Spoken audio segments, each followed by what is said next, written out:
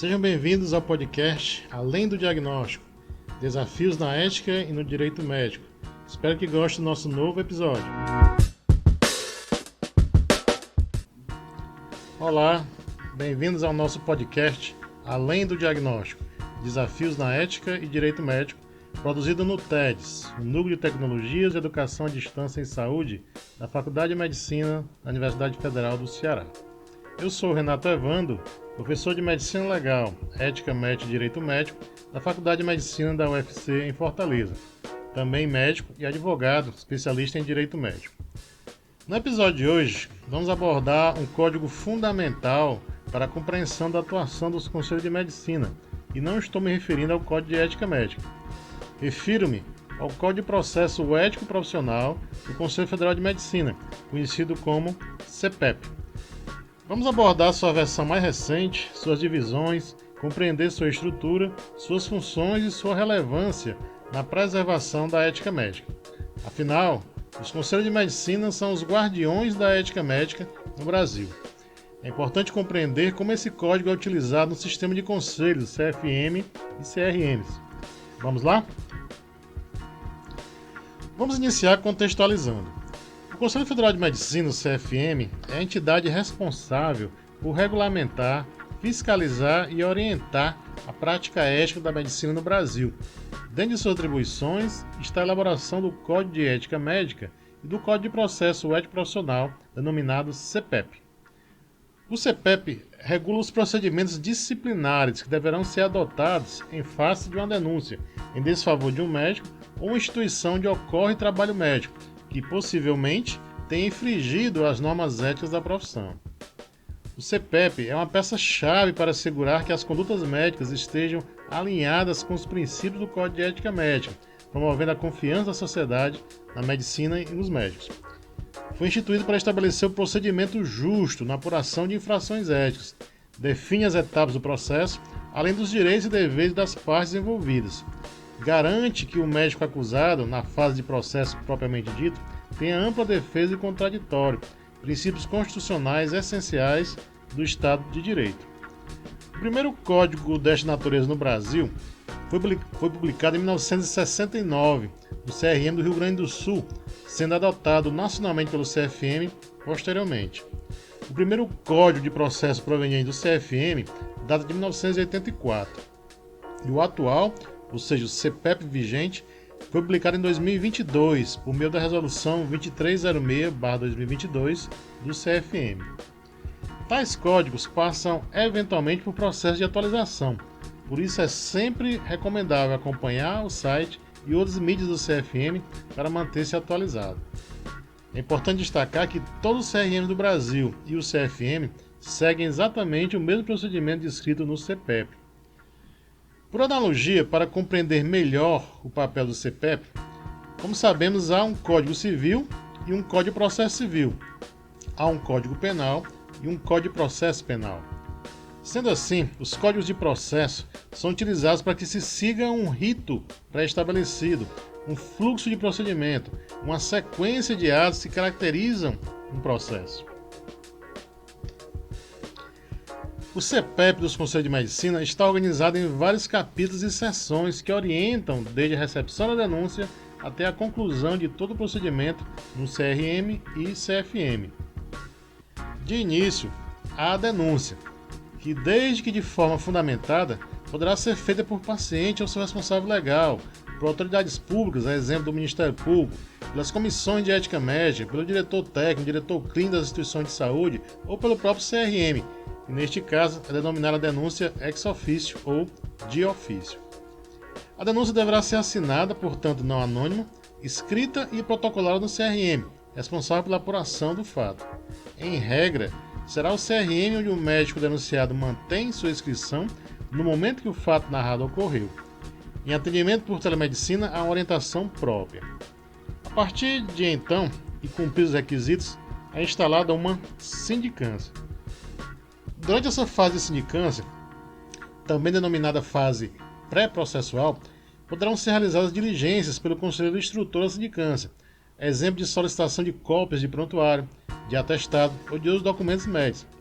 poderá ser realizada também a oitiva presencial ou a manifestação por escrito do médico. Como disse, esse momento é uma análise pré-processual, ou seja, não existe ainda um processo instalado. No final da sindicância, o Conselho Instrutor apresenta o relatório do que foi analisado e então uma comissão composta por vários conselheiros irá deliberar se a denúncia será arquivada, caso não ocorra indício de autoria e materialidade do envolvimento do médico denunciado, poderá evoluir para a instalação de um processo ético profissional com todo o rito específico de um processo administrativo, ou ainda a possibilidade de assinatura de um termo de ajuste de conduta, chamado TAC, ou de um termo de conciliação, ou ainda na possibilidade de outras previstas no Código de Processo Ético Profissional. Esses procedimentos serão objeto de episódios específicos do nosso podcast. Descrita esta fase inicial, vamos verificar alguns detalhes dos 10 capítulos e 135 artigos que compõem o CPEP, o Código de Processo Ético Profissional do CFM, entendendo que cada um trata e sua importância no procedimento disciplinar ético. Vamos começar pelo capítulo 1, chamado do processo em geral. Ele é composto por uma seção única que trata das disposições gerais. Nele estão inseridos os artigos 1º ao 13. Este capítulo inicial regulamenta o procedimento geral para apuração de infrações éticas. Aqui está definido que todo o rito é sigiloso, a abrangência do procedimento, além de esclarecer quem são as partes envolvidas, denunciante e denunciado ou denunciados, além de definir qual o Conselho Regional competente para a instrução, seu escopo e fundamentação. O capítulo 2 do CPEP é composto por 4 seções e abrange do artigo 14 ao artigo 35 e trata dos procedimentos da sindicância, do termo de ajuste de conduta, da conciliação e da interdição cautelar do exercício da medicina. Neste capítulo são detalhadas as formas de denúncia e quem pode realizá-la. Também explica quais são os requisitos que devem estar presentes na denúncia para que ela seja acolhida. Aborda a necessidade de notificação do denunciado desde o início. Também a impossibilidade de desistência pelo denunciante com algumas circunstâncias. A sindicância possui características inquisitórias e, portanto, terá a finalidade meramente investigativa, sem a necessidade de garantia de ampla defesa e contraditório. Tanto assim que, havendo elementos fáticos e documentais suficientes, o Conselheiro Instrutor poderá elaborar o relatório conclusivo de imediato, que será levado à Câmara de Julgamento de Sindicância para apreciação, sem necessidade de nenhum outro ato. Neste capítulo também se disciplina o procedimento do termo de ajuste de conduta, o TAC, quando a denúncia é ex officio. Há também a possibilidade de conciliação entre as partes, quando existe um denunciante e denunciado, bem como a eventual necessidade de interdição cautelar do denunciado, considerando a gravidade do fato denunciado, encerrando-se então a fase de sindicância. Convém destacar a possibilidade de recurso ao CFM das decisões que ocorrem em sede da fase de sindicância. Seguindo, nós temos o capítulo 3, denominado do processo em espécie. Também está dividido em 4 seções, onde estão do artigo 36 até o artigo 99. Neste capítulo é abordado a instrução do processo ético profissional, as provas, a audiência de instrução e o julgamento do processo ético profissional no CRM. Esse capítulo é dedicado às etapas em que o bem denunciado é formalmente parte de um processo ético profissional e tem a oportunidade de apresentar sua ampla defesa e contraditório. Nele, descreve-se todo o rito, os prazos, as citações e intimações. Também são detalhados os meios de comunicação processual utilizados, os direitos das partes, incluindo o direito de ser assistido por um advogado, de se manifestar sobre as alegações e de participar da sessão de julgamento do processo ético profissional. Essas garantias são fundamentais para evitar injustiças e assegurar a legitimidade do processo. No capítulo 4 do CPEP estão os recursos, que abrangem do artigo 100 até o artigo 103.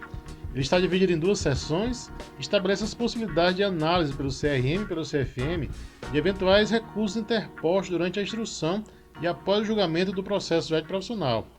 O prazo recursal será em regra de 30 dias. O capítulo 5 trata da execução das sanções e vai do artigo 104 e 105. Composto por seção única, traz os dispositivos dos mais relevantes. Na hipótese do médico denunciado tiver sido considerado culpado na sessão de julgamento, o CRM disporá de até 90 dias a partir da certificação do trânsito julgado, ou seja, quando não couber mais recurso, para a aplicação de uma das sanções previstas no artigo 22 da Lei 3268/57, que pode variar da advertência confidencial até a cassação do registro profissional ad referendo do Conselho Federal de Medicina. O capítulo 6 trata dos impedimentos de suspeições e vai do artigo 106 ao artigo 109. Está distribuído em 3 seções. Nesse capítulo estão elencadas as situações nas quais os conselheiros não podem atuar na sindicância ou no processo profissional, ou seja, nos julgamentos desses procedimentos. Notadamente, são situações que devem garantir a imparcialidade do conselheiro, exemplo do que ocorre com os magistrados no Poder Judiciário. São exemplos: não participação do procedimento em que o cônjuge do conselheiro for denunciado, ou se for um amigo íntimo do conselheiro que estiver sendo julgado. Portanto, ele não poderá participar destas sessões de julgamento. O capítulo 7 trata das nulidades processuais e vai do artigo 110 ao artigo 115. Também tem seção única. Trata a regra geral de circunstâncias que as partes podem alegar nulidade de atos processuais, caso não tenham observado a formalidade do rito descrito do Código de Processo Ético Profissional. Deverá ser alegado na primeira oportunidade em que couber a parte se manifestar nos autos, sob pena de perder este direito, ou seja, ocorrer a denominada preclusão. Destaca-se que a nulidade absoluta pode ser alegada a qualquer tempo ou fase do processo. No capítulo 8º do CPEP, ocorre o tema da prescrição e vai do artigo 116 ao artigo 120 em 2 seções. Como norma geral do direito, existe um tempo que poderá ser instalado o procedimento e buscado os direitos. Não se pode aguardar eternamente que certa pretensão de direito seja alcançada. De fato, há um blocado jurídico que informa, aspas, o direito não socorre a quem adormece. Portanto, a pretensão sancionadora dos Conselhos de Medicina se exaure decorridos 5 anos, contados o conhecimento formal do fato pelo CRM. Também a execução da sanção administrativa prescreverá em 5 anos, tendo como termo inicial a data do trânsito julgado da decisão condenatória. O capítulo 9, portanto o penúltimo do CPEP, trata da revisão e da reabilitação do processo. Está do artigo 121 até o artigo 126, distribuído em 2 seções. São institutos importantes previstos na norma processual dos conselhos. Primeiro, a possibilidade de revisão da decisão, ou seja, nova avaliação do resultado do julgamento do processo ético profissional. A revisão da decisão transitada em julgada será admitida quando forem apresentadas novas provas que possam inocentar o médico condenado ou ficar demonstrado que a condenação foi baseada em prova falsa. Na segunda seção, concerne a reabilitação do médico condenado. Isso pode ocorrer decorrido 8 anos após o cumprimento da sanção. O médico poderá ser reabilitado de ofício ou requerimento no CRM, onde está inscrito. Dessa forma, na reabilitação, fica retirada dos apontamentos referentes àquela sanção na ficha cadastral do médico no CRM, conforme descritos os critérios no CPEP, exceto, existe a exceção, na situação que houve uma sanção de cassação do exercício profissional. Nessa hipótese, não é possível acontecer o instituto da reabilitação.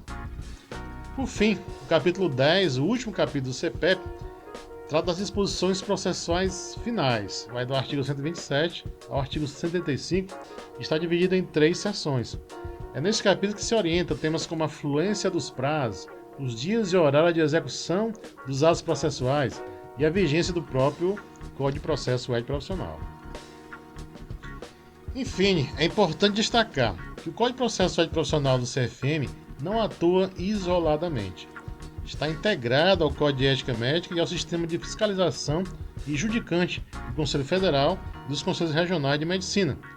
Podemos afirmar que o CPEP é uma ferramenta essencial para a manutenção da ética na medicina brasileira.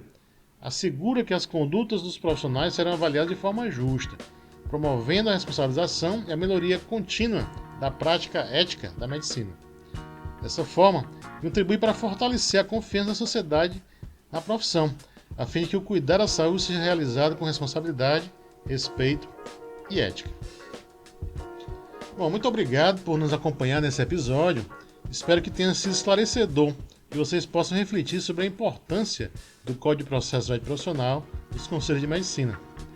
Se você gostou, Não se esqueça de compartilhar o podcast e ficar atento aos próximos episódios. Esse podcast ele é produzido no estudo do Núcleo de Tecnologia de Educação à Distância e Saúde da Faculdade de Medicina da UFC, na técnica de edição de áudio, Caio Silva, na direção da Rádio Nutese, o professor Dr. Luiz Roberto de Oliveira, e na locução, esse que vos fala, professor Renato Evandro. Até mais, fraterno abraço.